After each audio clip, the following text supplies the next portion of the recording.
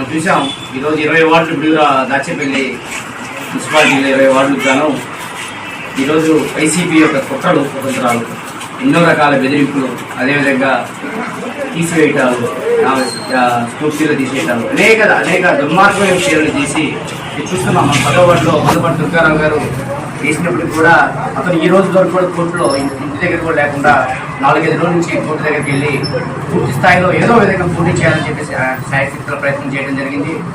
అదేవిధంగా ఇక్కడ ఈ వార్డులో 7వ వార్డులో జనసేన అభ్యర్థి బీజేపీ అభ్యర్థికి మేమందరం పూర్తి స్థాయిలో మద్దతు తెలియజేస్తాం.